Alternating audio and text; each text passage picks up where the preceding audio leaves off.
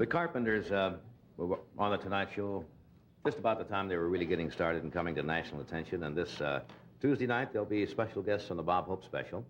And on November 17th, Billboard magazine, which is kind of the Bible of the recording industry, is going to be devoting a special edition honoring the Carpenters. This is their new album, which contains 12 singles recorded in the last 4 years. 10 have sold over 1 million copies, and many more than that. Would you welcome, please, Carpenters.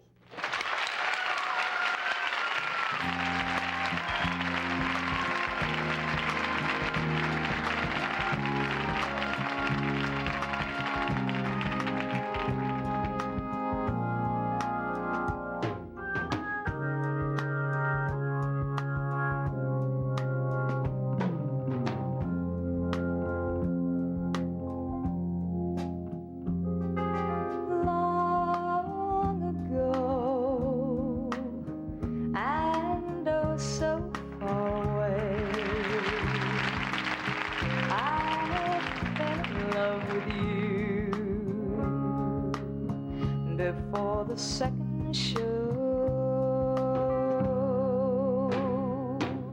your guitar, it sounds so sweet and clear, but you're not really here. It's just the radio.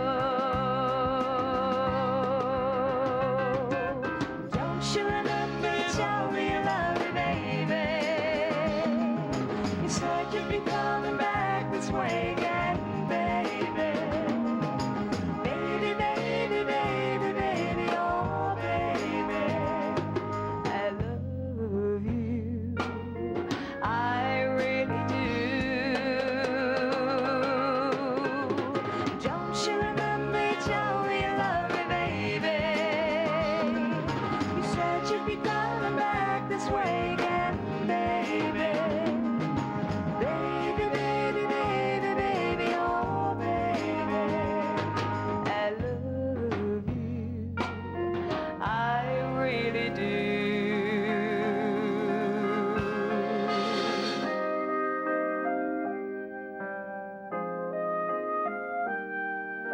Rainy days and Mondays always get me down.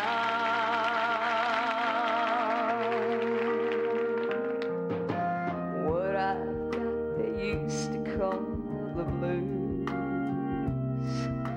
Nothing is really wrong. I'm feeling like I don't belong. I'm walking around some kind of lonely clown. Rainy days and Mondays always get me down.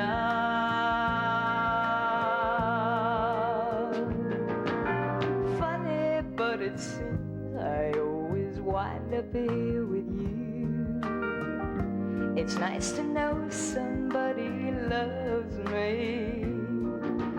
Funny, but it seems that it's the only thing to do, to run and find the one who loves me.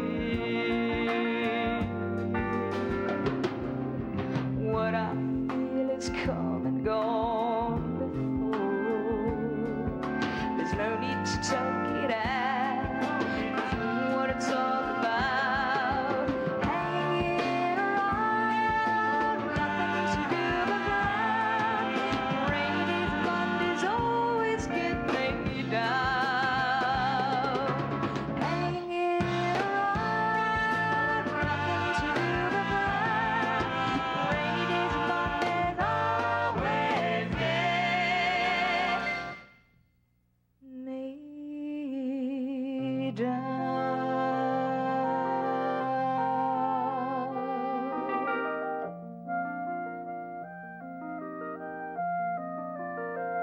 I'll say goodbye, love. No one ever cared if I should live or die. Time and time again, the chance for love has passed me by. And all I know of love is how to live without it. I just can't seem to find it. So I made my mind up, I must live my life alone.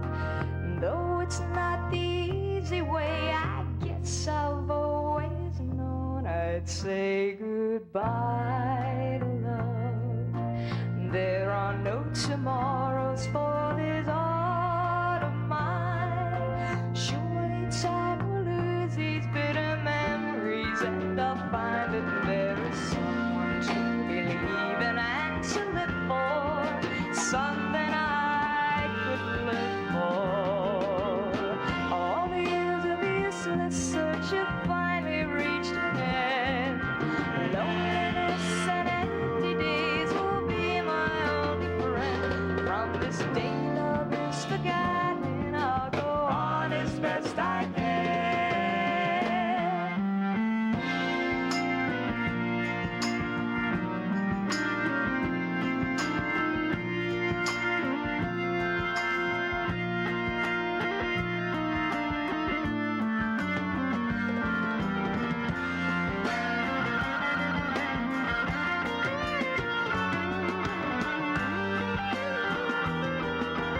What lies in the future is a mystery to us all. No one can predict the wheel of fortune as it falls. There may come a time when I will see that I've been wrong, but for now this is my song, and it's goodbye to love. I'll say goodbye to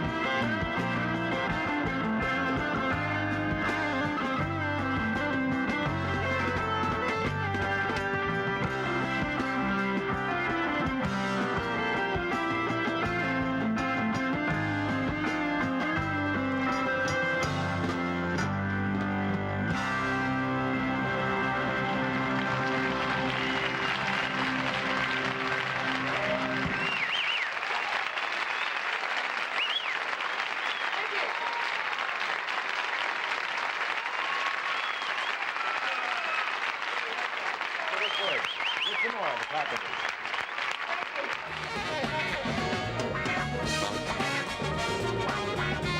We are back now. Hey, it's good to see you again. Hey, hey, hey, man. You said something usually, when you first started, you sat at the drums all the time. Now you're standing up more. You miss sitting back? Well, yeah, they finally got the message across to me that they wanted me to get up. But I was the only girl in the group, so they were looking at me. Yeah. For some of the songs, she says. Yeah. Plays the drums. Hey, it's so good to see you. You've had such a tremendous success the past few years. It's just Thank you. been incredible and well-deserved. You're on the road a lot, and I understand you have the same problems. You work, what, 6 out of 7 days most of the time? Just oh, yeah, about, when we go out on tour, it's 7 days a week. Yeah. And all the things happen? The luggage doesn't show up? The instruments don't show up? Not long ago, we played Notre Dame the day of the USC Notre Dame game. And we flew in late because we couldn't get a motel reservation because everything had been booked up. Right. Like And a year in advance. They take. We played the date, and then we were going to fly to Evansville that night. Right. And we lost an engine. We have a charter, a 2-engine plane. And then you lost an turboprop, engine? and we lost an engine. And While we were in the air. Oh, yeah, while we're... And he landed it, did a terrific job, but still... Luckily, the screaming probably covered up the noise. Right. Well, we Didn't hear it. It was a good thing, you know, because we didn't know about it. You know, we heard a power cut, but this was after we went to Notre Dame Right. and had an accident. It was a great day. And then we did the concert and got on the plane, split, We were And like lost in the the engine. air about a half an hour. And We heard a power sudden cut. drop in the sound on the right side, and then the pressurization went. Our ears Right. started to plug. Nobody Everything really was knew, okay. because they didn't want to tell us, because it would be instant. But when we landed and we Panic. saw the fire truck, and then we got off the plane, and the men were in the funny suits, Yeah, asbestos. asbestos. We figured that nice. That's they're gotta gonna shake you a really little take bit. care of the Oh, luggage. yeah. But I mean, on the road, it's one thing or another all the time. Yeah. I'd rather stay on the ground. There was Except some- it's not safe down here either. Yeah. There was some talk a while that you were going to do your own television show. Are you going to proceed on that, or are you giving it up, or what? The special, or? No, just as a regular series that you were going to do. I didn't think, we really don't, never got into that, because Yeah. it takes, I'm telling you how much time it takes, that's right. No, I understand. But we like playing in concert, and really the concerts and the recording Takes up all our so much time. time. that Yeah. We really wouldn't have the time.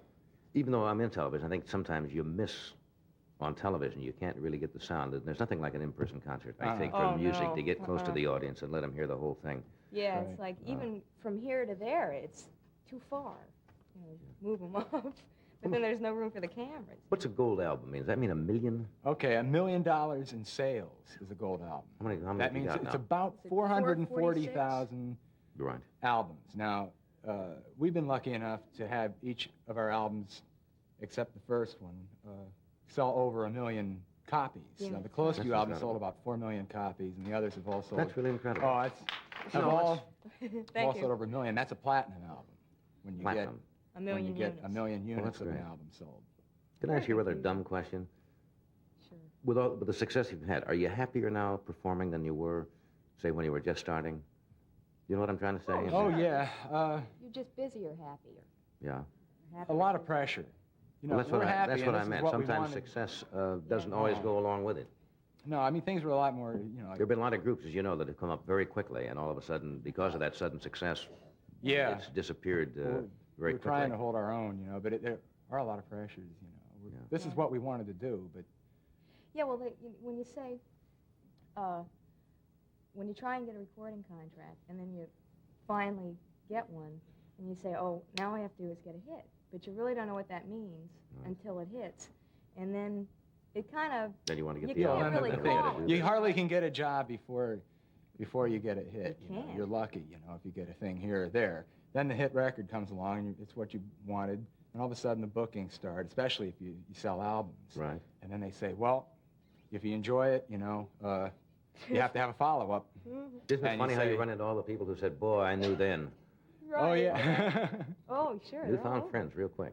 Yeah, well, it's once it happens, you never really know how it happens Yeah. or when, but all of a sudden you go from here to here, and you're like, there's no stopping. Yeah, well, the main thing is you still look like you enjoyed performing, and that Oh, comes it's a over. Oh, and yeah, that's, we love that's it. the It whole is. thing. Let me interrupt a second. Then you're going to do another thing, right, for us? Here's a day, a typical day. Yes, I have it right here. In the life of a lumberjack that you've been asking about.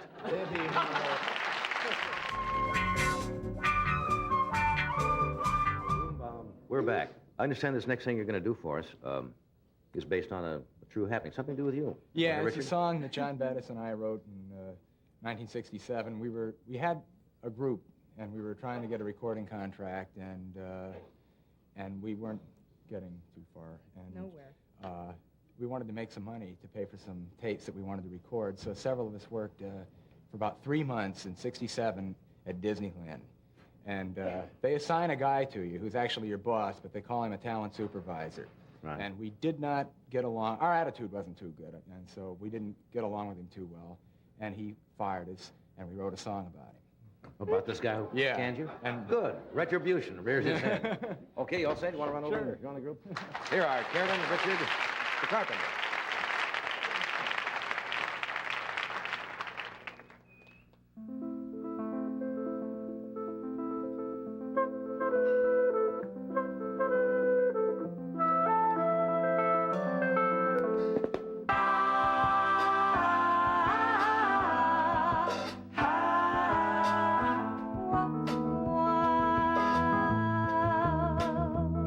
Mr. Gouda, say, Mr. Gouda, may I have a moment with you?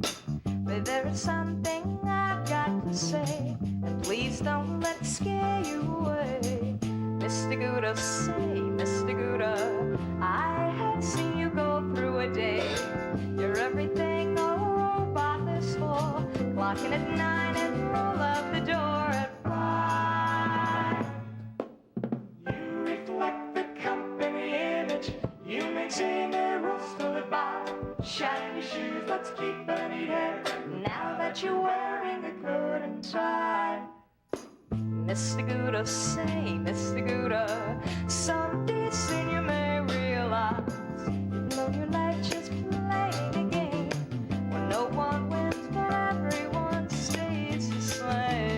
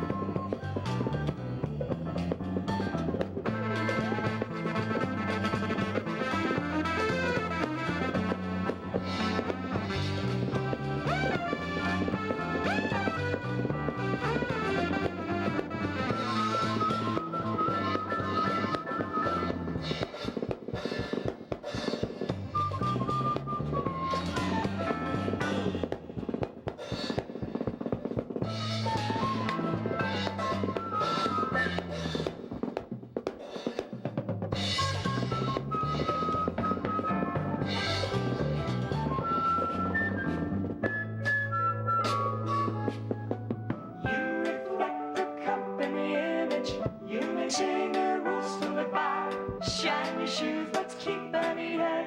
Now that you're wearing a coat and tie. Mr. Gooder, say, Mr. Gooder, someday soon you may realize you'll your life just playing a game when no one wins but everyone stays the same. Say, yeah, yeah.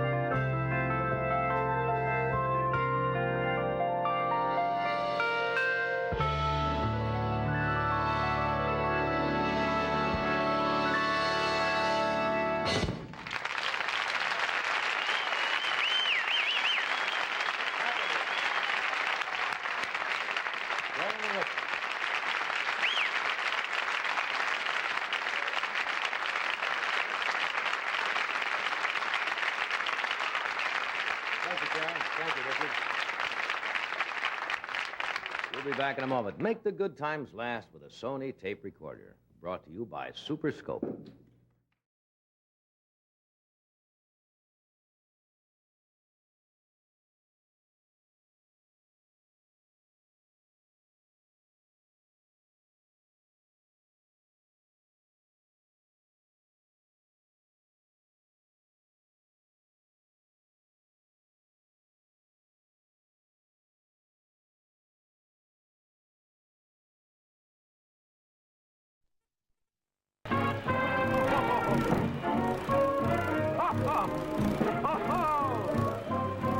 From New York, The Tonight Show, starring Johnny Carson.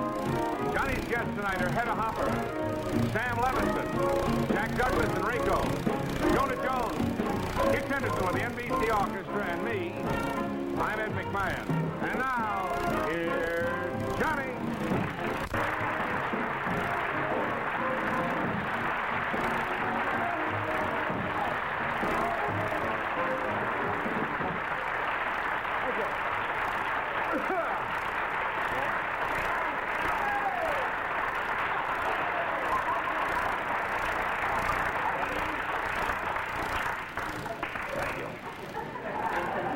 And it's nice to be here entertaining.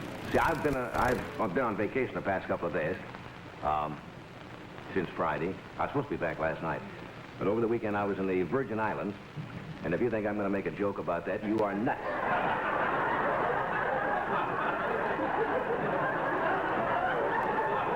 You're all making up your own, aren't you? I wouldn't touch that line. No. But it was lovely. I'll tell you a little bit about it later. But I want to thank Skitch again and Edward.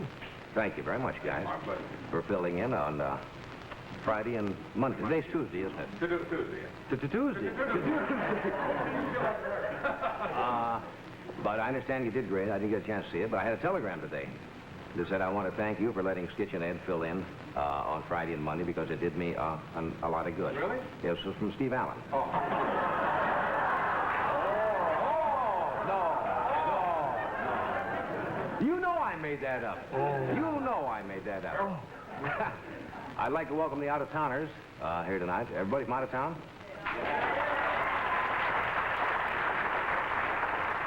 Oh, Julie, I see. And also I'd like to welcome the members of the snow removal squad of New York who sneaked in here tonight. What a job that is. What a job that is. Removing snow. You know, last year they spent in New York $14 million to remove snow from the streets of New York. But Mayor Wagner today, our good, you know, Mayor Wagner, he's right on top of things. He came out with a brand new method of getting the snow out of the streets of New York. You know what he did? He challenged New Jersey to a snowball fight. Well, you know. But I understand last night, the commuters, you were locked in. Nobody got home last night. And in New York, it was like an office party with 8 million people. You know, the Weather Bureau today had 3,000 calls from husbands thanking them for the blizzard. Yeah, I'd love to come home, dear, but it's just... right down for a little blast, you know, and... I'm sorry I missed it, really. Snow is exciting. It really is in New York because it's all right today now. People are moving around as usual. Skitch, I don't understand, almost didn't make the show last night. You were up in Vermont? Yeah. And came back and almost didn't make the show. So we'll have fun tonight. Snow affects people different. You know what I was doing this morning? What were you doing this morning? What? I said, what were you doing? Thank you for asking, sir. You won't believe this, but at 7 o'clock this morning, I was skin diving. Oh. Yes, in the Virgin Islands, St. Croix. Oh. Yeah. And I got on a plane this morning and got, as I said, I was supposed to be here last. I'll tell you more about it. It was a lot of fun. But snow affects people so wildly. A little old lady today, I just read this in the paper. You know, snow, they drive them, they go, wait. A little old lady walked into the Chase Manhattan. I've been off for a couple of days. Yes, it's Tuesday. Walked in and tried to hold up the Chase Manhattan Bank with a snowball. Really? Yes. She says, I got a snowball. Give me all your fives in a paper bag. Well, the teller panicked and he gave her the money. We got a lot of great people. It's a good night to get back. There's some great people on the show tonight. We have Jack Douglas, Bellevue's most famous outpatient, and his lovely little bride, Reiko. She is a doll. Jack is the only husband I know in the country who has his pancakes in the morning stamped made in Japan. He's married to a Japanese girl. I probably should have said that first. He's married to a Japanese, because it didn't mean anything otherwise. We have Miss Hedda Hopper with us from Hollywood, and Hedda, of course, is famous, you know, for these wild hats she has. Beautiful, but a little flaky. I stood out in the hall, you know, with her for about 10 minutes before the show, before I found out I was talking to a potted palm. You don't believe anything I'm telling you, do you? And Jonah Jones is with us tonight, and the boys in the band are overwhelmed. They respect that guy. Not because he's a great trumpet player, because he has a new recipe for bourbon that they've been trying to run down for some time. Clark, I saw a friend of yours. Yeah. You know Vivian Hamilton? You know Vivian? Yeah, that's what I hear. She's the wife of the clarinetist with Duke Ellington. That's right. She said to say hello to you. No, I wanted to say hello before I forgot it last night. So, we got a fine show. We'll send up hand warmers a little later.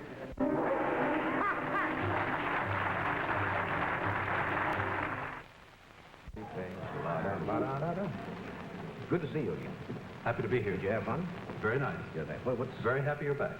Well, we're back to normal. What's happening tonight? I don't know. What do you mean? Well, you got mittens on? Doesn't everybody dress this way during the winter time? I do. What are you coming up with? Are you going to play the piano with mittens and tap dance at the same time? Is that it? You're putting me on. No, I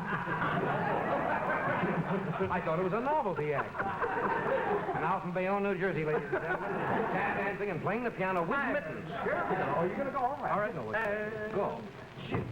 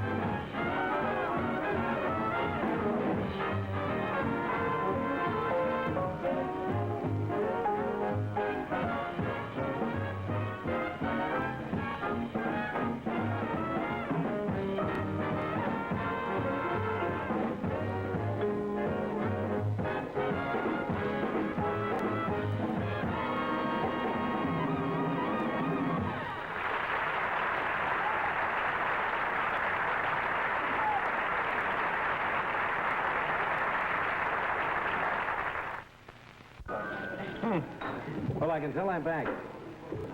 What a hokey number. Oh. Button up, you're over. Doctor, I've just never been able to wear a black dress since I've had this trouble.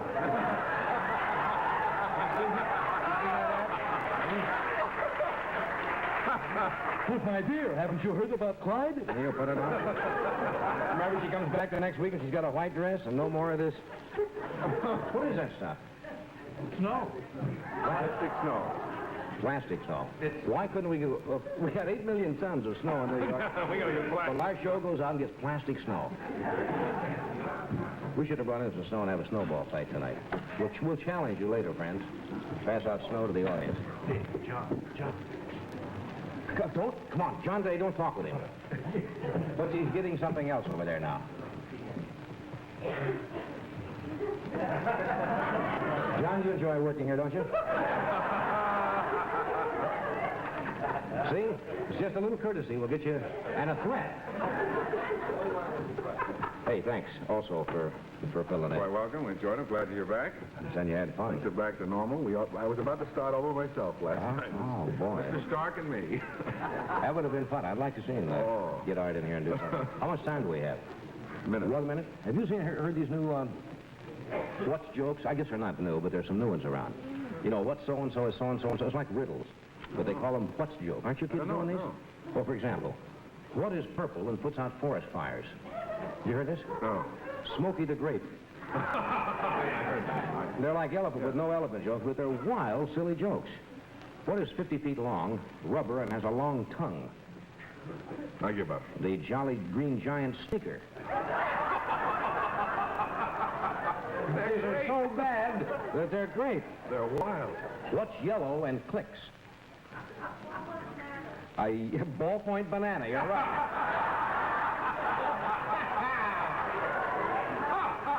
You know, we must get these linked. What's yellow and lies on its back? A dead school bus.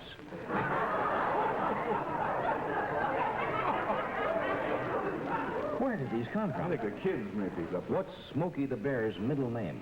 I know that. Yeah. All right. What robs banks, shoots people, and wears lipstick? Billy the Sissy. We'll be right back.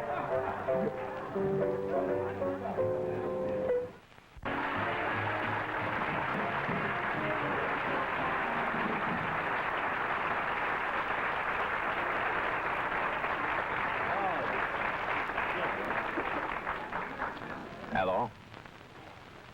Skitch, you look a mess. Are you ready? Yes. We're going to play Stump the Band. Yeah. So you have some already? All right, we'll start from the front and work our way back. Does anybody have any more of those silly what jokes that we haven't heard? What's purple and conquered the world? Alexander the Great. The Great. Alexander the Grape. You have to come easy with me tonight. You have a stumpy or do you have a stumpy? All right, who are you? Want to stand up? If you don't mind. Who are you? Nora Nevis, Where are you from? Manhattan. Manhattan. You get Riverside Drive? All right. You want me to write that down or something? Or maybe you're holding open house or something. You got a tough one? Well, I don't think Skitch heard this one. He's, a little before his time, maybe. Well, let's try it. Skitch goes back quite a ways. It goes back to Macy's, I think, the 15th, don't you? No, I don't know how it's an old joke, but it's the first thing I thought of. A little country song. Is that the name of it? No, the name of it is Did You? Did you? Did you? Did you? Yes. Hey, don't. Did you reveal exactly how you feel? Did you? I knew you were going to do that, too. I just knew. No. Yes. How about did you? That's it. No. You're flaky as ever. How does that go? I'm not familiar with that either. Did you ever hear of anybody dying from kissing? Did you? Oh, I'm nervous. It sounds like it gets pretty racy. Hang on. Did you ever hear of anybody dying from kissing? Did you? Now I've often heard a pretty maiden sighing from missing a kiss or two. So if you get a kiss, don't begin to think. You may think the kiss is gonna kill you, but it ain't. Yeah! Very good.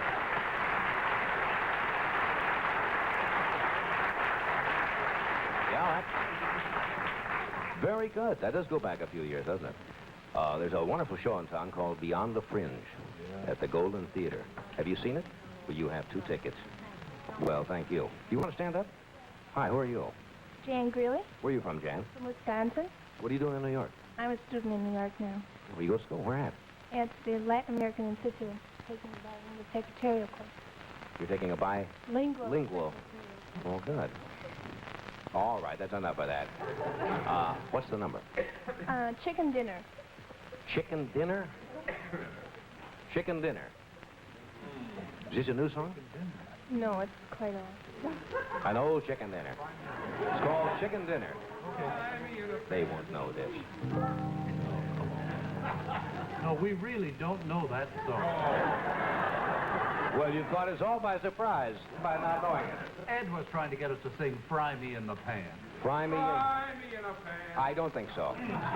How does that go, Jan? When you have chicken dinner, don't forget to wash those bones. When you have chicken dinner, I don't know anymore.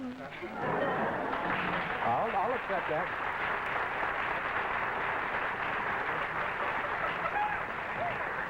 Here's an album of Skitch Henderson and his chicken leftovers.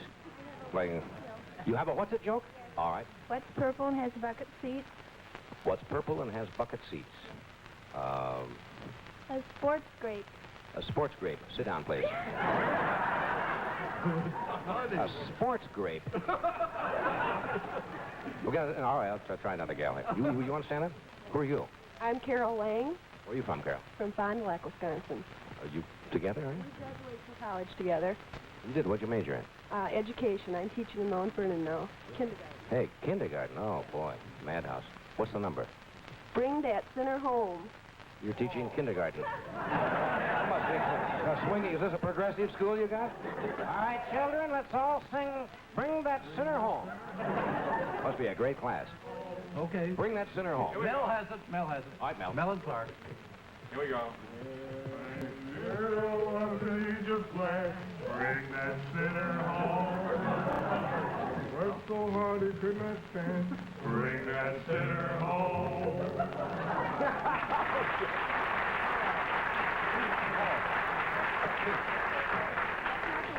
That's not the one you were thinking of. Well, just as well. I don't want to think of that either. How does yours go? Bring that sinner home. Mine goes, Gabriel done say to the Lord, there am one sinner left. Glory, Lord, glory, Lord. That's the verse she said. No, it isn't. Wait till she gets to the chorus. Well, that comes quite a bit later. How long a verse is this? That's a pretty long verse. That's the verse. Ask that one sinner to repent. Oh, Lord, that sinner, I'm sorry now. Glory, Lord, ask that one sinner to... You don't teach these children music, do you? Okay. Hey, that's very good, though. All right. Oh. Beyond the fringe, the gold ditch. There is a sinner. Somebody else? You have a what? Oh, you want to, yeah, you look like a skier. Well, I'm dressed for the weather. Well, that's good. Who are you? Sally Spitzer. Where are you from, Sally? D.C. What are you doing in New York? We're honeymooning. After 3 years of marriage, my husband and I are taking our honeymoon. After 3 years, it's a long wait, isn't it? We decided we finally needed a break. And 2 children? I think that's real sweet. You probably couldn't afford to take it when you got married or something, and you saved up the money now. Are you having fun on your honeymoon? Wonderful time. Oh, good. It's nice weather for honeymoon. Snowed in and all. What's the number? Auntie Skinner's chicken dinner. Another chick? So I said I have another chicken dinner. Auntie Skinner's chicken dinner. Yes, we know with the prime here. Auntie Skinner. No.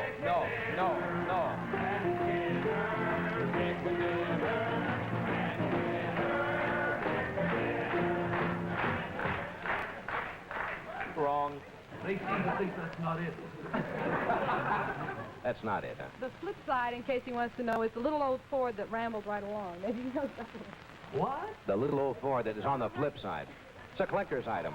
As soon as we find the collector, we'll get it. There's only one person who collected that, and I think you're it. How does that go? Which one, Andy? Well, I don't know. I don't even care now. I'll take either one.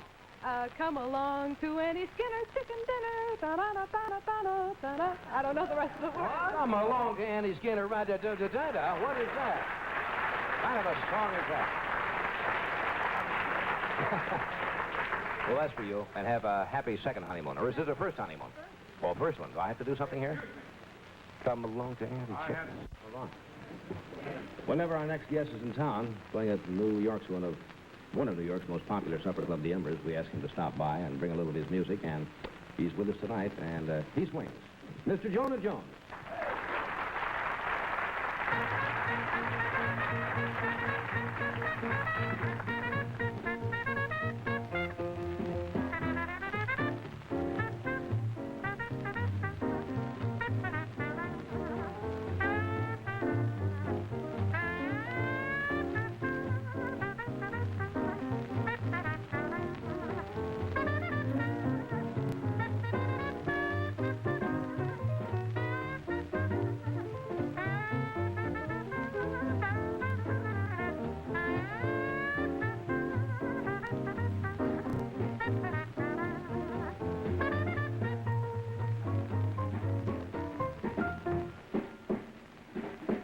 Well, don't forget that Monday day that you promised me last Tuesday.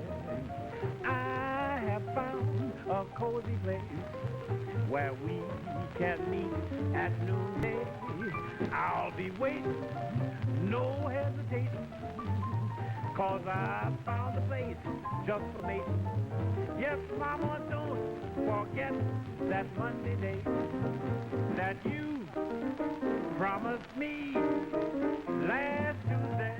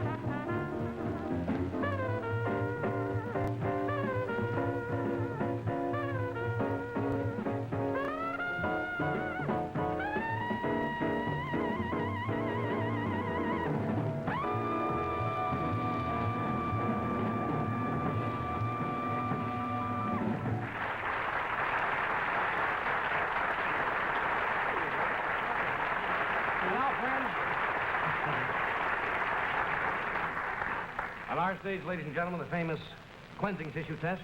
Places hold the bell. Would you hold the trumpet up there, please? I want you to hit your highest note. There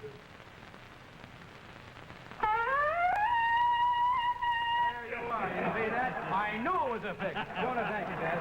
See you later.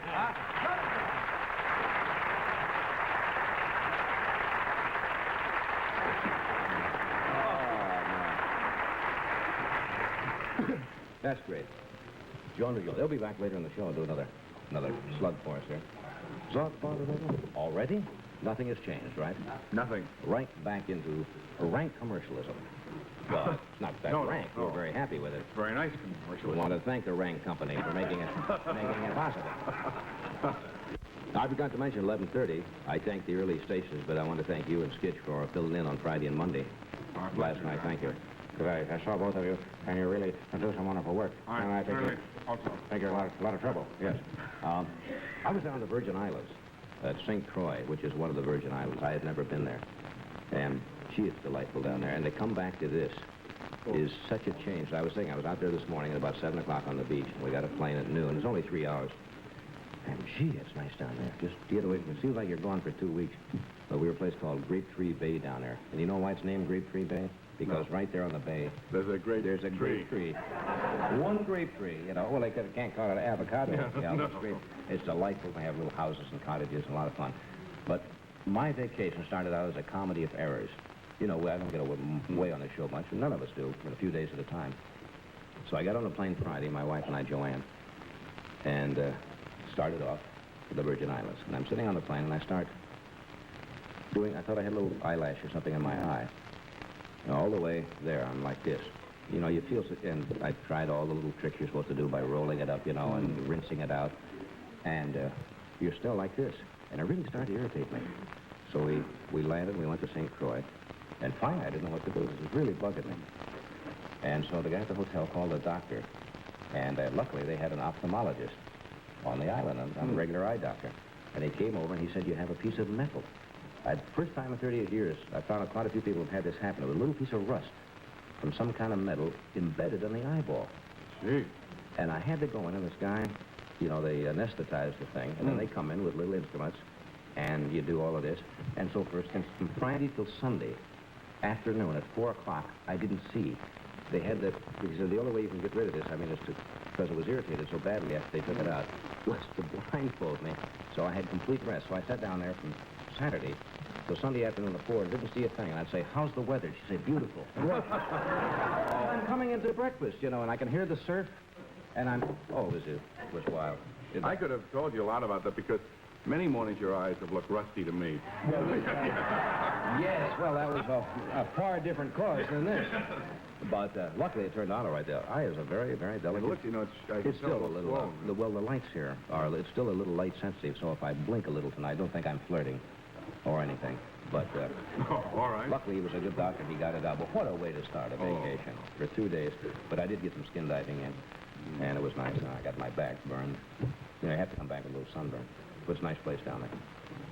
But they're really coming thick and fast, aren't they? And I want to welcome the Thick and Fast Company. I'm going to introduce Jack Douglas, and Jack is always a little tough to introduce. I'll give you an idea of the kind of guy Jack Douglas is. First of all, he's a fine writer, comedy writer. This is a column he had in one of the papers. I don't even know what it's from. And here's the opening line. This morning while I was getting ready for bed, I suddenly started thinking of the old days on Staten Island where I was born. I started to wonder whatever happened to those people. You know, my mother and father. That's one line at random. And here's another line. He just rambles. He's talking about everything. And he says, while I think of it, don't send any more money to the Navajo Indians. They're not buying sheep at all. They're buying arms. Last week, we lost 3 Greyhound buses in Arizona and 2 in Utah. The poor passengers thought it was a rest stop until they all wound up looking like Yul Brynner. You see? So he's trying to stamp out the Indians once and for all.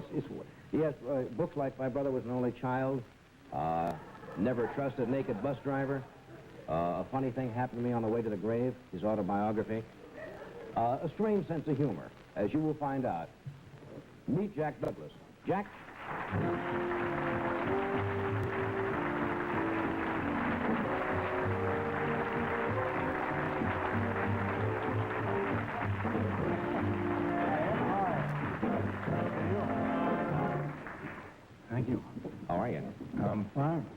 You don't get to hear my introductions, do you? Because you're... No, you were reading standing from a clipping or something. I was reading one of that nutty article you wrote for Variety some time back. Oh. Where you ramble along, singing a song, talking about this and that. Yeah. I got back from vacation. I didn't have a chance to see it. I know you did.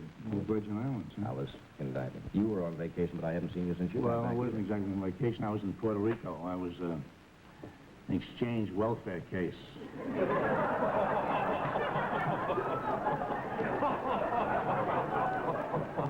Really? Well, it worked out pretty nicely, I too. didn't know they had him. Yeah, sure. I haven't been doing much in television lately. You know, in front of the camera. I've been behind the scenes on another network. I've been working in the wardrobe department. This is true. I've been sewing. See? I know this is, yes. I'm very good, really. I didn't know. Yeah, sure. I made a couple of dresses for Danny Kaye. On his show. Yeah, for between shows. And also, I've been playing the... gee, these are noisy. Noisy cufflinks, yes. Well, if you're comfortable that way, I should have worn my rubber wrists. No, I tell you, I've been playing the guitar for a group of folk singers, you know. Oh, that's very big now. Yeah, well, this Peter, Paul, and Mary. Well, I haven't been working with them. No, I've been working with Peter, Paul, and Mildred. And you know, all these folk singers, they have beards, you know. And you should see Peter, Paul, and Mildred. Really? Hers is lovely. I didn't. She has a beard. Marvelous. She'd be very pretty if she wasn't bald, you know. But she's married, you know. She married a Beatle. No, not one of those rock and roll singers. And, I was talking about the guys in England. No. A Beatle. Oh, really? Yeah. He's an agent for William Morris. Didn't know that. Books, Dungeons, and... Books, Dungeons? And strollers and sewers, you know. That kind of... But I have been working in my profession. Writing is my profession, you know. Well, I just found that out. But anyway, no, I've been writing some very sexy articles for the Popular Mechanics. You know? Yeah, they want an article on, you gonna smoke all during my act? Oh, it's just kind of a pause here to make you feel comfortable. Oh, thanks very much, John. How about you guys? No, I've been writing about, they want to know about the wife swapping up in Connecticut, you know. And I went up there, did a little investigation, and that's what's going on up there. They have these wife swapping parties, you know. And actually, it's a little tough on some guys because they have to give green stamps, you know. But, no, this is true. I know about I believe everything you tell me, Jack. Well, my brother told me this about... Sorry.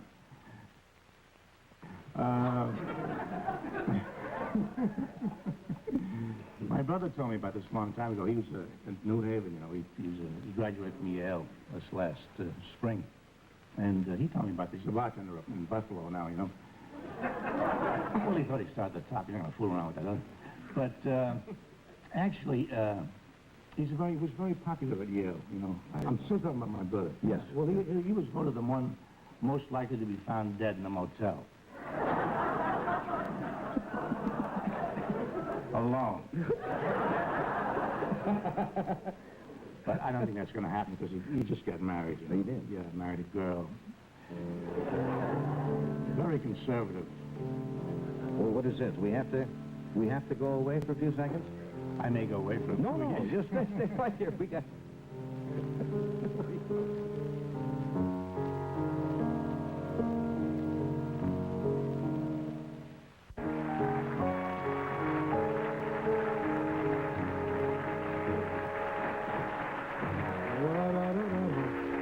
Welcome back. We just had a snowball fight. We're talking with Jack Douglas, who's on loan to us for this evening. What do you mean by that? You've quieted down a lot since I first met you, when you were out there. And you weren't married, and now you married Rayco, and you've got a 2-year-old boy now? 2 years old, yes. He used to do the nuttiest, wildest, insane things, but you kind of mellowed a little bit. Like what? Well, when you had that home out in Northridge, remember the house you built in Northridge? And he put a sign out in front, or a couple of blocks down the way. It only had one road. It said Northridge Lion Farm. Beware. Now, you know, that's not a normal. Oh, I want to keep property values down. You kicked them down. I did, yeah. Then didn't you build a house that had no door? I mean, you had to leave the house to get to any other room? Yeah, that was after a fire. He had a fire once. Yeah. And so he figured, you know... They're all stapled together, all these little houses. So he built a house. It was all a lot of little houses, but to get to the bedroom, to the kitchen, you had to go outside the house. Every room had a door. It was built on the plan of a powder magazine. If one goes, the rest don't go, you know? That's true. What happened to the house? Well, the first house burned down, and the second house is now a state park. It is. But, you know, you can go by there. They're walking around in straight jackets, you know? Waving with their chins, you know, they can't put them in. You do any of those nutty things anymore? I don't do anything. I never did anything crazy. That's just a big legend that's been built up. I'm a legend in my time, and it's killed my business entirely. You were telling us about your brother. Do you really have a brother, or do you make all this stuff up? No, I don't make up a brother. No, I got a brother. You have a brother? Yeah, I have a brother, and he just got married, is what I was trying to say, and he married this lovely girl. Good. She used to be a bunny. Oh. Not in a club, in a hutch.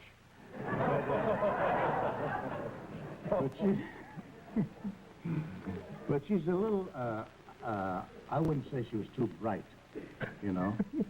No, when I say she's not too bright, she has to read the instructions on a jar of Arid. Before she knows what... Before she cooks it. Well, she's not too bright. Yeah, well, you know, those spreads they give at cocktail parties, you know. You give you a jar of Arid and a piece of... Melba toast or something. Melba toast. What's other stuff? Swipe-up. Swipe-up. I haven't Swipe-up for years. Haven't you really? No, they've got the opium-flavored Swipe-up now. Keeps your child quiet for hours. And days. Yeah. And a week. So, what else can we talk about tonight? Well, did you know, I just read something very interesting in the paper about Dick Gregory. Yeah, I know that. You know that Dick Gregory is the only Negro in show business that's not Jewish? That's true. That's true. He's Italian. You're insane. No. You're I hope that doesn't offend anybody. No. No, I mean, I wouldn't do anything to hurt any majority. You're insane. Where'd you go? He did. You know, I've quoted a lot of your lines a lot of times here, but I always give you credit. I know you do, John. You're very kind. And I think the funniest joke I've ever heard, and I think I did on a show. Now, maybe it's not yours. It'd be awful if I was telling a joke and giving you credit. Well, I'm very honest. If it's not mine, I don't say so. But I thought After it was the a show. What? Was this the one about your uncle who was brought up for burning down the hotel because they said he was smoking in bed? Does that premise sound familiar? And he got off from the judge because he told the judge that the bed was on fire when he got into it? Is that yours? No. That's not yours? No. No, I always give you credit. I wish it were. Thank you very much. Where did I hear that joke? Might be yours. Why couldn't we... Yeah. Why couldn't we have booked the guy who wrote that joke? Scream. No, I thought that was yours. Oh, you did. It's a funny joke, it really is. You just finished a book, didn't you? I finished a book called The Adventures of Huckleberry Hashimoto. Your son? It's about our son, yeah. Somebody called him Huckleberry Hashimoto. His name was Bobby, but... Is it the Huckleberry Hashimoto? You're not going to let that boy grow up with that, are you now? No. We call him Bobby. Will he ever live that down? No, if the kids find out that he was called Huckleberry Hashimoto, you know. Well, I don't know. Maybe the book won't be so popular. Did you just finish it? Was it funny? Oh, it's very funny. Yeah, it really is. It's all about a trip we took, you know. Yeah, you got back from Japan. What Japan, Tahiti, Honolulu. Places like that. Went back home and met Reiko's folks and so on. Yeah. I want to hear about it. Reiko's going to come out in a minute. I'll ask her about the trip. Can I do this first? Now, if you haven't met her before, I would like you to meet Jack's charming wife, Reiko. Reiko, come in now.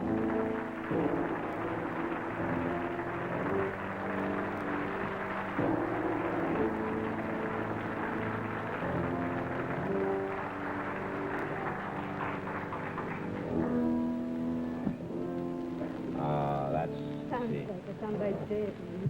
Somebody's dead. Sounds like what? Somebody's dead? Is that what they play at funerals? Oh, a little Japanese funeral They music? don't play that at funerals at all in Japan. They play Goodbye Mama, I'm off to Yokohama. Sure they do. I didn't know that. Big Sonic funerals over there. J. Fred Coots wrote it. Did he really? Sure he Goodbye, Mama. I'm off to Yokohama. Yeah. Oh, he's a famous songwriter. He could have He's a written. very famous songwriter. So how are you? Fine, thank you. You look lovely. Thank you.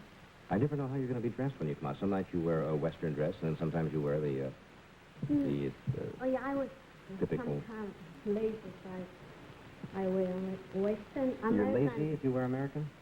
Yeah, I think so lazy. I should wear Japanese clothes always. Does that take you longer, you mean, to get Yes, dressed? about half an hour, so. Half an hour? Yes, Do you do it by yourself? yes. Jack doesn't, No, All I really know is that in the back, that's an obi. Obi, yes. That's all I really know. But it is lovely. Is that a new? Did you buy that on your recent trip?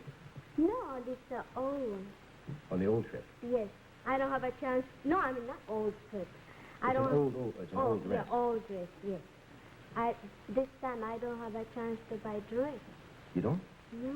Why not? He's not interested to go out in Japan, you know. He's so complaining about so hot. But New York is hot too, huh? But like a same kind of weather. And he said, like a South Africa. Saying like a South Africa. It was like South Africa. Yeah, he said. So I don't think, I think same New York. Yeah. Where'd you go on this trip? You went all over. Where did you go on this trip? We went to Tahiti first. And you think, I think you're interested. That's where I'd like to go. Oh, that's what you think. All I see are the ads, and for Tahiti, or the National Geographic magazines that always show the girl beautiful in this pool. Yeah. The Tahitian, it says, and she's always, with the raven black hair, and it's gorgeous. Is that true? It's really a fella. Right. With a waterfall. But oh, they're damp, though. Damp. It's damp. It's damp. Yeah. Pretty damp. And a lot of alligators there, no? A lot of alligators. A lot of alligators. Yeah. Lizards. I can understand her, Jack. You don't have to. She says alligators. I understand I alligators. haven't been on television in so long. I see you just all most of it. anything at all. I got the recorder turned on back there. I don't want to So fool you around. don't want to miss a word. Say a few things. There are alligators in And after that, we went to Honolulu, you know. Honolulu is a beautiful island. And he said he hates Honolulu. And he didn't go out any place. He just sit in the hotel. And during the time, and he keeps saying, I don't like Honolulu. He's a nut. And we went It's an old Japanese expression. It comes handed down from generations. He's a nut. as soon as I left Japan, he's complaining again. Only he's not complaining Tahiti. He so loves Tahiti. I don't know why. You know, he stay with me. He's a single and went to Tahiti. I understand he loves Tahiti. But he stay with me, you know. Don't you think so? Don't you think it's fun? I mean, No, I understand. No, you see? If he'd have been there alone. All right, if he been alone, he loves Tahiti. That I understand. But he take with me and he loves Tahiti. That I don't understand that. Well, he's in you can love love with a you. mountain and a girl at the same time, you know. Yeah, and you get separate checks, too. If you go out with him. Tahiti is a beautiful place, but the dirty, I think. It's what? Dreary? Dirty? Dirty? Dirty. Thought you could understand it. Huh? Well, occasionally I miss a word. Well, I think it's dirty. And the hotel, you know, hotel seats, most hotels change seats every day. Yes. But Tahiti, maybe twice a week. Ridiculous. And the shower, Twice a week. How Shower. often do you change the sheets at home? about twice a week. Well, I just wanted to check. No, but, you know, we pay for. What? We pay hotel, and we expect, you know, Clean sheet. change the seat every day. They didn't. No, and sometime shower, no come hot water. He takes fasting. When I want to take shower, no come hot water. Only cold water. And the toilet, and no water come out, sometimes stuck. They had the plumbing mixed up. They had the plumbing mixed up? Hooked up wrong, yeah. That he loves that. No, the bathtub flushed and the toilet didn't. Well, Those are the hazards you accept when you travel. I love Tahiti.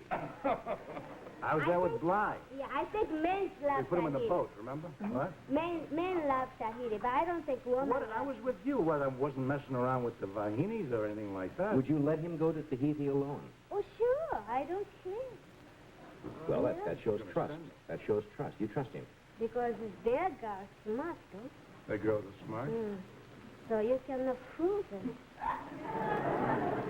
I've never fooled a girl in my whole life. Oh, my gosh. It's another old Japanese expression. And then you went to Japan, and he met your parents. Had he ever met your parents before? Oh, yes. Oh. He met my I didn't meet him before. No. He don't meet. He hadn't met them before you were married, had he? No. Pay attention to the story. No, huh? No. When you get out of the airplane, and father and mother and my brother and two sisters was there. So I said, that was the mother and the father and so on. And he's not excited. He's relaxing and meet and all of a sudden, and mother cry. He kissed the mother here.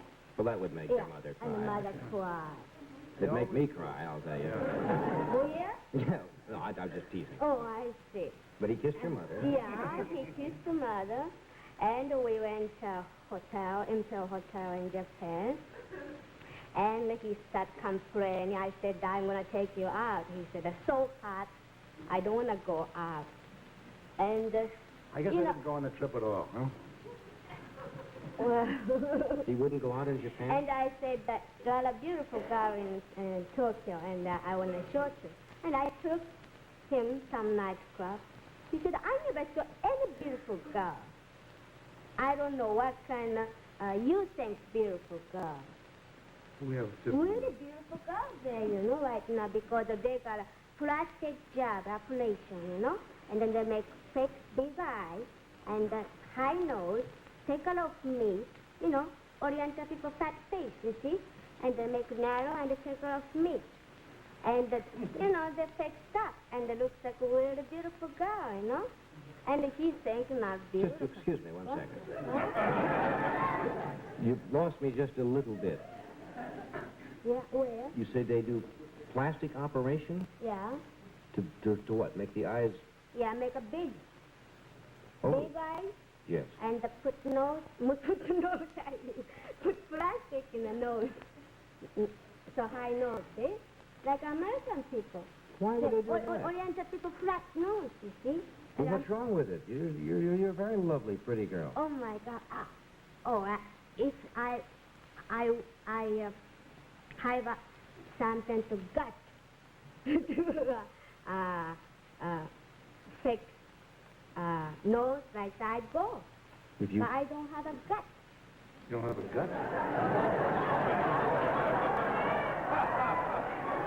Well, that's another operation. They give you a plastic gut. You can have that done too, I understand, yes. Get the whole works, they can take out your plumbing and put in anything. Anyway, And you can get parts too. Oh, yes. They get to do-it-yourself kit, too. So I told him, when you come Japan, you better take a lot of wrinkle, And he said, well, I have to take off the wrinkle. You wanted him to take off the wrinkles? Wrinkle, sure. I think it looks better, don't you think? If you get old, when people get old, want more and more younger. So why not? Would they fix his wrinkles? Yeah, sure. Really? They'd move them and put them up there. Wherever you need a wrinkle, they'll put it. Maybe they can put them on your knees, and, and to go to the beach, you'd be murdered. No, people. I don't think he should have his wrinkles taken out. He's worked he's had a long, tough life to get those wrinkles. I had the same wrinkles when I was 14 years old. Jack probably looked like that when he was 14. Well, it sounds like a bed, but, no, really bad. Everybody have a wrinkle, but, when get... He's overdoing it. No, I'm saying that when people get, the wrinkle come, if have, feel like doing better to take a lot of wrinkle, I think. Oh, I don't know. No? No. No? Here's a delightful man who, everybody loves him no matter where he appears, and lately he's achieved new dramatic success, doing dramatic roles on television commercials. Would you welcome, please, Mr. Sam Levinson? That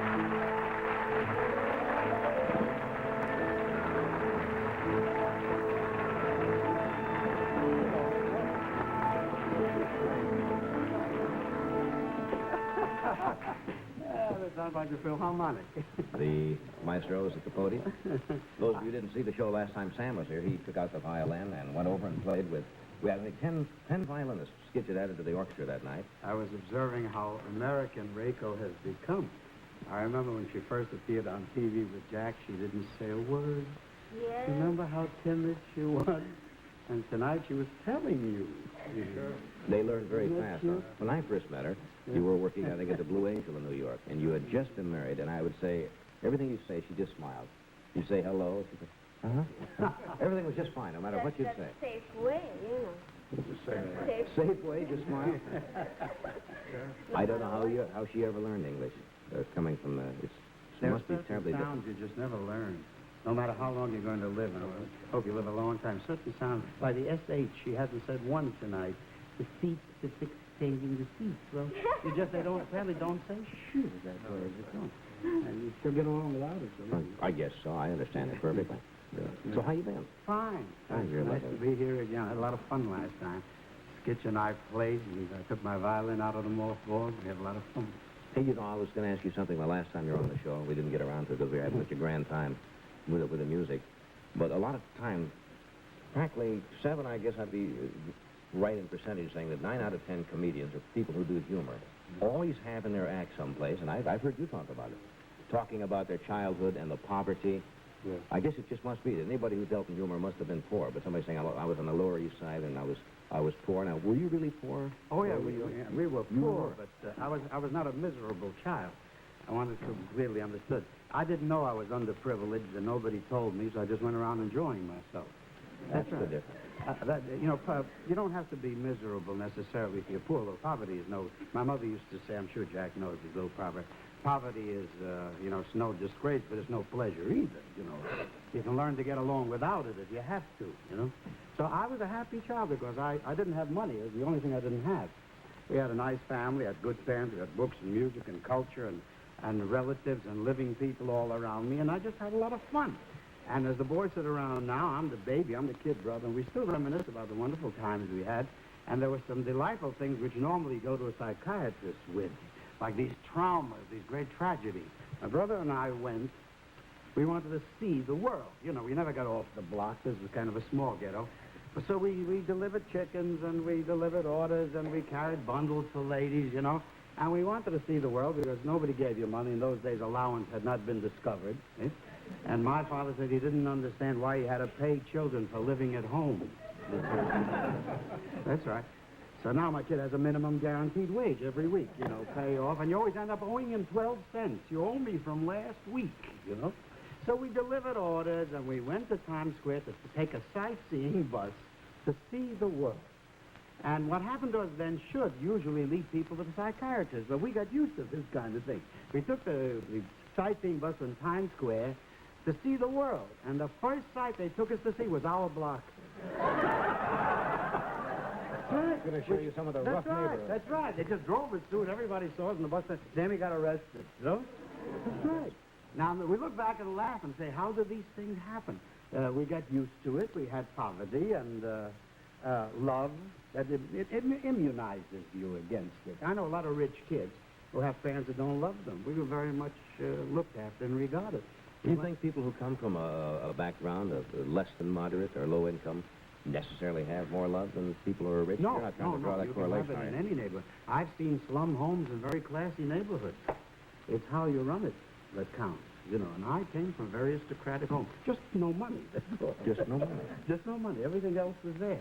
We went to Coney Island. That was the, poor man's Monte Carlo, And they gave you a nickel to go and a nickel to come back. That was for the day. And the rest, that's right. And all I had between me and a life of shame was this nickel, And you held on to it. And I was a coward, and I held on to it. And my brother, I have to tell you what happened. You walk the boardwalk just like the rich people, and the fumes of the Frankfurters and the custard and the potato chips are killing you. And they put it in fans and throw it out so they hit you in the nostrils. And you're going to this, this horrible agony of dying to eat a Frankfurt, and I'm holding on to my nickel, and my brother's mind snapped.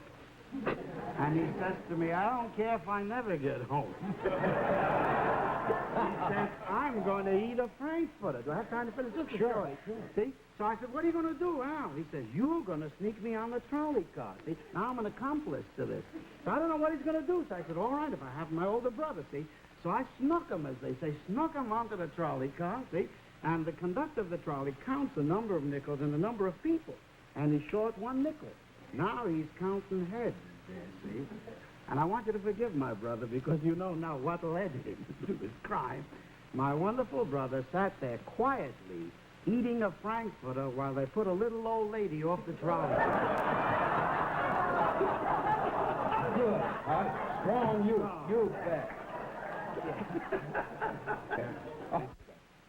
That's a beautiful story. Yeah, those are the great human interest stories. You know, when you said that about a trolley car, something came to mind. We only have a few seconds here, and we'll come back and do some more of those. Remember the story you probably do about, it was attributed to Mark Twain. Well, he went on a train, and he was poor at that time, and he and his friend wanted to get on this train, but they only had enough money for 1 ticket. And so that's what Mark Twain said. So he says, look, I'll buy the ticket, and you come in and sit under my seat. And so the guy did, and he sat under the seat. So when the conductor came around to get the tickets, Twain had really bought 2. He had the money to buy 2 tickets. So the guy is huddled under the seat, and Twain pulls out the 2 tickets, and the conductor says, well, I don't understand. Mark Twain says, well, the other's for my friend. He's a little, That's right. And left the poor guy sitting under like this with a ticket. What a lovely joke. What would you do in a case like that? How much time do we have here, Jonathan? All right, we'll be back in just a few seconds with some more Sam stories. Hedda Hopper will be out shortly, so don't go away.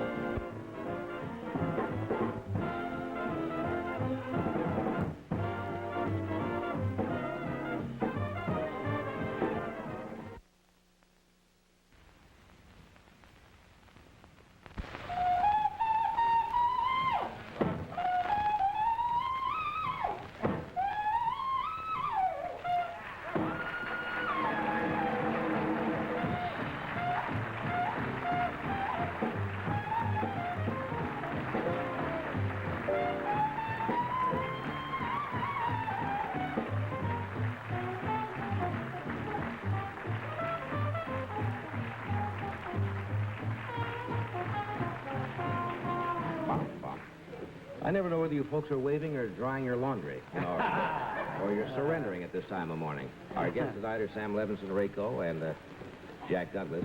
Sam, every place you go, and I even asked you about it during the commercial break here, one story you do that everybody loves, and it's not strange, but people like to hear something they have heard, is that story about the chicken business. Well, this is the classic in each family. You know, when you get together, you remember that day or that night.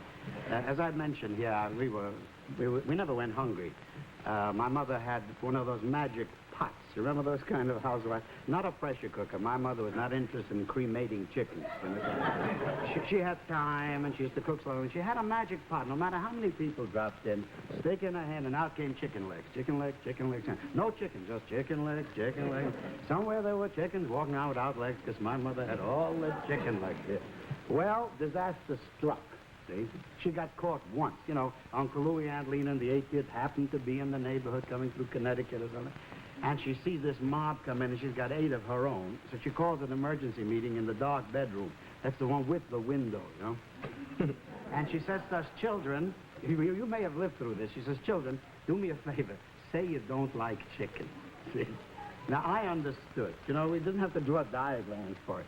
If you ever say to Yorkie today, give up your lamb chops to him, he says, who's him? No? He's an uncle. I'm a child. Who comes first? You know, they know their rights. You see the American kid with the Bill of Rights and the diaper and he stands there. He's got a 4-year-old lawyer who's advising him, you know. See? So I sat there, you know. I don't like chicken. I don't like it. I sat there, the whole gang of us, while the invaders ate our food. see? And they offered me chicken. I say, I don't like chicken. I hate chicken. I never eat chicken. And I'm going out and the saliva's running out of my ears, down my collar. I hate chicken. I never eat chicken. Well, I paid the price. I cooperated. I was a good kid. When we got around to the dessert, Mama pulled a trick for which the psychiatrist would have her arrested today. She gets up in cold blood and says, now, she says, all the children who refuse to eat chicken don't get any dessert.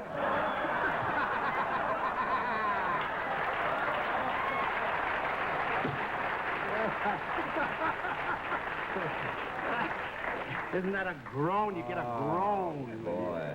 Your mother must have been a pretty smart And we woman. forgave her because we understood. We understood. Pretty smart psychology, though. We knew.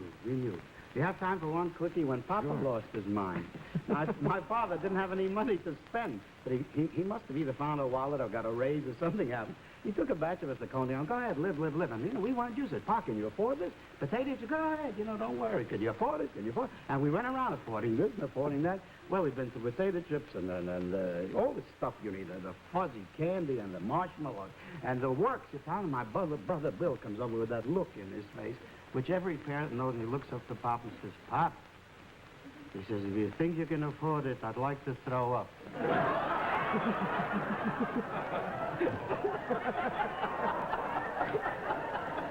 But you had to ask first if you can afford it. That's right, because you don't throw the stuff away. What a family. Not at those prices. Not at those prices. Often on the show, an MC will say our next guest needs no introduction and then proceed to do about 19 minutes introducing him or her. In this case, I don't think I need it. Would you welcome, please, Miss Hedda Hopper.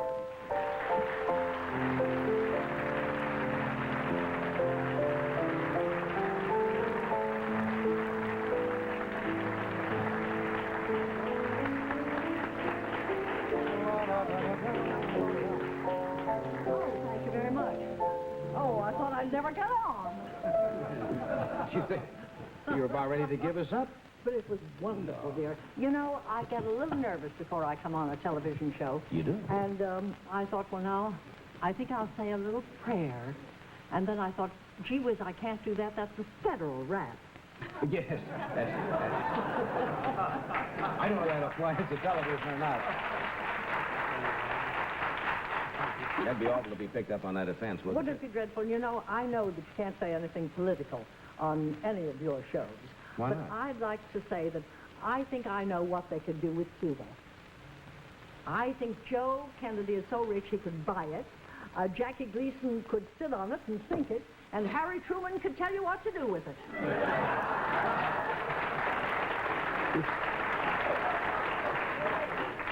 We'll probably have a cable from Cuba tomorrow and want equal time on that, but maybe that was... Hey, it's nice to see you again. I missed one of your wild hats, though. We talked about your hats earlier, and now you come out with a flower. Well, darling, this is a Mr. Kenneth creation. It is. And he said after he finished doing it, he said, have you any flowers around this joint? Yeah. The Waldorf Tower. And I said, well, yes, go in the other room, pick a few. And he took these. They're tiger lilies. Are they real? And fresh. Oh, yes, feel. Well, I wouldn't know a real tiger lily from a... I haven't, I'm not up to feeling tiger lilies lately. No, he was... I wouldn't. I think tiger lilies are the nicest here. Mr. Kenneth, I like he's pretty don't high you? class, isn't he, Mr. Kenneth? I think they are, too. Yes, Mr. Kenneth did the whole thing. He looks very I'm nice. so glad to see you again. I'm so glad to see you, Sam, and all of you. You're wonderful. When am I going to see your brothers again? He has the most wonderful brothers. Have you heard about the brothers? I've heard about his whole family. I've never met his brother. Oh, darling, he has 6 brothers and a sister, and they all play instruments and play beautifully. One is a doctor and a lawyer, and they're perfectly wonderful. I saw them on... Gary Moore. No, I've got Gary a Moore. secret. I've got a secret. Could we get a package booking some night? I mean, book the whole Well, time? of course, you'd have a marvelous show if you had to. I believe it. Not that you haven't got marvelous shows all the time, but it was one of the most enchanting things I've ever seen, and I haven't seen it since. And No, they were only on once. We gathered all our brothers together, and they took out all the instruments they played as kids, and we reformed the old orchestra and gave a concert. It was delightful. It was perfect. You want to talk about me for a while? I mean, I want to talk about you. you go on his show, you can talk about him, but haven't said a nice thing about me yet. No, I think it's wonderful. What are you doing back here? I mean, your eye. Did that really happen? That really happened, your yeah. eye? It's all right. Luckily, I had a doctor there, but... Well, for heaven's sake. It's fine. You know, Bob Hope has been having a great deal of trouble with his eye, and I begged him not to go overseas because I was terribly worried about him. I've been on 4 of those trips I know with you him. have. And he came back and called me the day after he came back, and he said, you know, Hedda, I feel 200% better than when I left. Well, Bob has to work that way. He just Well, he has to, but he said, when those boys throw their hearts at you, it's just wonderful. Isn't that a lovely Jack has worked for Bob. He knows Bob must go like... Bob would probably be out doing a... I threw my heart at him. Doing it. Did you throw your heart at Bob? I threw mine at him a long time ago. Oh, he's a wonderful man. He's a wonderful guy. He really is. Oh, wonderful. But he did. He felt 200% better after he came home. Yeah, but Johnny's right. He really has to go. Oh, he doesn't want to stay home. Oh, he wouldn't stay home. Oh, if he crawled on his hands and knees, he'd go. What are you doing you out would of... too. Yes, I would. Yeah. What are you doing out in the land of milk and honey? I mean, in this kind of weather. Oh, I love this weather. I was out all day yesterday. I walked in the snow. I'm an old Pennsylvania girl, you know, and we had snow in Pennsylvania. Oh, yes. Do I remember that snow? You're not Pennsylvania Dutch. Partly. I'm a little bit of mixture of everything, dear. I'm just what you call a mongrel. But, oh, it was cold yesterday, but I loved every minute of it. It's nice for a change, okay? It was wonderful. You missed it. Yeah? Weren't you glad? I kind of was yesterday. We're coming out to California next month. Oh, good. Maybe I'll see you out there. We'll be out there for 2 weeks. Well, come out there and I'll let you ride in the new car. Oh, I know. Then you'll want to go to Mulholland Drive and Neck and... You accept a ride from these Hollywood girls, and before you know it, you're out on Sepulveda Boulevard. You know up there. I'll take you up there. Take me around. You see, I have young blood, but it's in an old container. I'd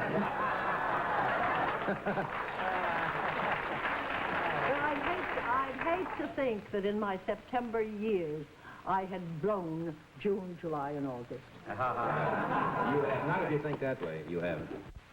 Hedda, you invited me for a ride in your car when we come out to Hollywood.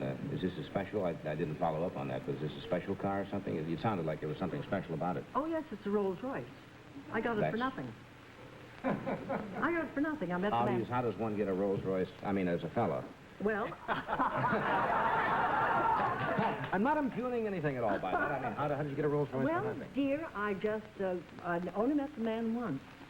You see, the News of the World bought my story.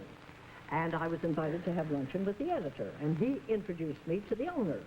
And you know, when the conversation lulls a bit, and you say you think of something facetious, and I said, his name was Sir William Carr, and I said, Sir William, I know why you're giving me this luncheon. It's just a little dividend because you got my story for nothing.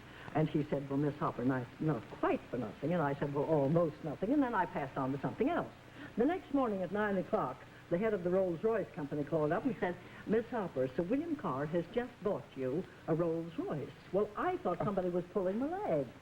And I said, would you mind saying that over again? He said, Sir William Carr has just bought you a Rolls-Royce. Said it the same way the second time. Exactly the same way. And I said, why? And he said, my dear Miss Hopper, when a gentleman buys a lady of Rolls, we never inquire as to the reason. A very discreet company. Isn't that wonderful? Well, that's a beautiful automobile. Oh, it's a beautiful automobile. So I'll go for a ride in it. Silver Cloud. When you come out to the coast, I'll let you ride in it, and I'll let you borrow it. And you're the first one I've said that to. Now, you said that coast to coast. Now, when I call you and say this Johnny Carson, yes, you can have it. You can have it. Don't give me that wrong number business. No. I get a lot of those out in Hollywood, you know. When I call girls for the S. Which Hopper? Which Hopper did you want? I'm sorry, she's not here. Well, they might think you're calling my son, too. I have a handsome son, you know. Good actor, too. Yeah, I think so, too. William Hopper is a fine actor. He's on the Perry Mason show. He plays the... They're beginning their 8th year. What? That's right. Well, Perry Mason gets credit. Her son is out doing all the legwork. That's Bill Hopper. And I've got a granddaughter, wonderful granddaughter. I couldn't believe this. You have a granddaughter? She's 16. She's an honor student at Santa Clara College. She's the youngest girl in the college. She's perfectly divine. I'll introduce you to her, and then you'll never speak to her grandmother again. Well, 16 is a little young, and, you know. Not for you, Johnny. I've seen you take on younger. You see, it's an old saying, like the grandmother, like the granddaughter. You're talking about your story. This is a book, The Whole Truth and Nothing But. And it's the innermost secrets of Hollywood and so forth and so on, right? Yes. Is this really the inside story of what goes on out there? It really is. It's the inside story, and it's sold over 100,000 copies. And now it's gone into paperback. Yeah. How do you get all your information now? Do you have people that they call you and do they... Oh, I do my own leg work. I can still walk, you know. Oh, I don't have most people have a leg man, but I don't have a leg man. I just call them up and I trick them into saying things, and they're very nice, and I have a lot of friends out there. Well, people call you sometimes even before, you know, if they're going to have a baby. I mean, sometimes the woman will call you before they even tell the husband. That's right. Well, you know, they used to call Miss Parsons, you know. Llewellyn and I haven't always been the greatest friends in the world. I've heard that, yes. Yes. We've had feuds once in a while. And when she heard that I was writing a book, she called me. She hadn't called me for a long time. She said, Hedda, I understand you're writing a book. What's it called? And I said, The Whole Truth and Nothing But. And she said, oh, dear, that's what I'm afraid of. And then I said, well, how do you feel? She hadn't been feeling very well, and I felt very sorry for her. And she said, oh, I feel awful. I think I'm going to die. And I said, oh, don't be silly. You'll outlive us all. And she said, yes, I think I'm going to die. And then there was a long pause, and she said, Hedda, wouldn't it be wonderful if we died together? How do they know whether that's a compliment or not? She said, well, we the could family plan again. We could have the most beautiful funeral in the world. And I said, well, you die in your time and I'll die on mine. But you both have pretty remarkable careers. I don't know. Well, you see, she was very well established before I ever got in on this racket. I didn't know what a tough racket it was when I got into it. I thought it was going to be, you know, simple. I'd never written anything but a letter in my life, can't spell, and I still can't spell. And people said, well, you must have had a wonderful education to be able to write a column. I never got to high school. You didn't? No, never made it. But I made the column. Yeah, you sure did. Hey, weren't you once called the most feared woman in Hollywood? Wasn't that... Oh, yes, that's what they say about me in England, dear. But it's not true. I like to think I'm the most beloved woman in Hollywood. And I nauseate myself when I say that. Why would they say you're... did they feel that you could really hurt their career or help their career? Or? No. You know, a lot of people can't stand the truth, Johnny. You know that. Yeah? And you tell the truth and they don't like it. And the first 8 weeks that I wrote the column, I was the kindest thing that ever walked down the turnpike. I said only the sweet things. And Mr. Louis B. Mayer's assistant, Miss Ida Coverman, said, now, Hedda, they're laughing at you. And you can't allow that to happen. Now lower the boom and begin to tell the truth about them. And I did, and the telephone never stopped ringing, and they said, well, how can you say a thing like that? I said, because it's true. Yes, but you were my friend. I said, yes, put that in the past tense. If you want me to print something about you, you give me a good story. Otherwise, I'll tell what I know, because that's what I have to do. So how do you find these things out? That's what I'm interested in. You know? Well, I'm a snooper at heart. I mean, you don't go around peering in windows. I mean, no, I don't know. No, you see, I know all of them. I've been there for so long that I know them all. Maybe they trust me, mostly. Of course, the young ones don't know me, so I get on better with the young ones.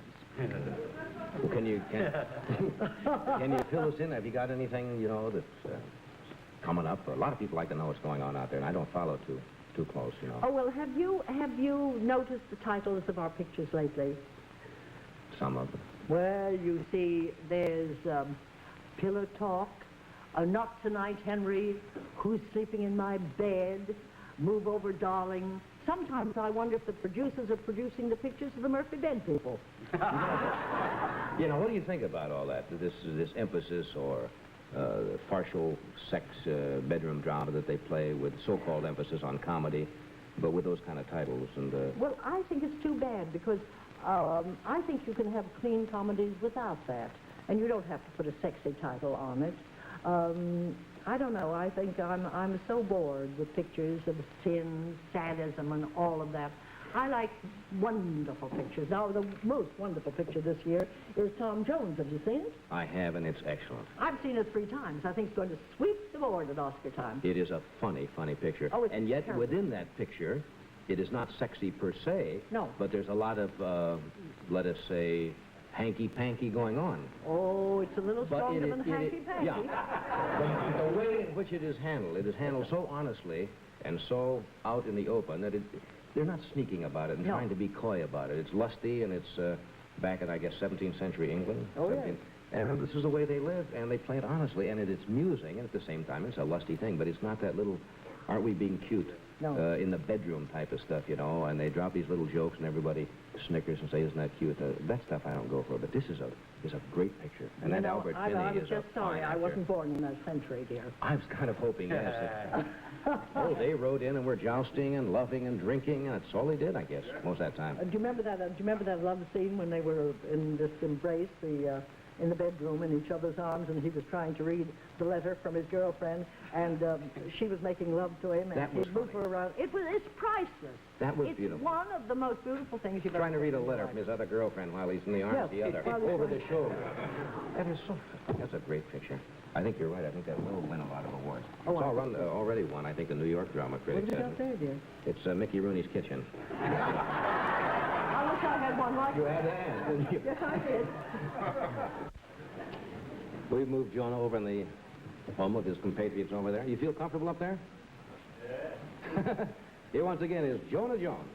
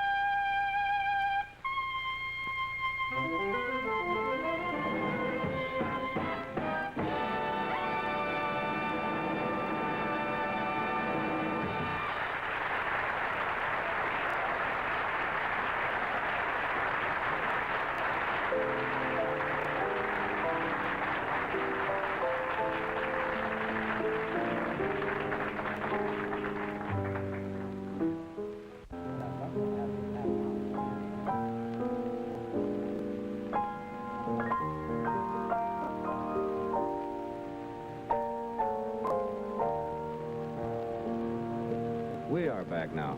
Jonah, that was just great. Just magnificent. Oh, Johnny, thank you very much. Thank you. It was. I love the way it sneaks into those soft notes. You're wonderful. Yeah, I looked at everything, you know. Oh, yeah, you played made it pretty good in rehearsal. Yeah, we should have doubled you up tonight with a violin. We were going to have Sam do a little stuff. We'll save it for next time. We were going to do what? You're going to do a square dance? Oh, we were going to do some minuets and square And dance. I don't know how to square dance? You never learned?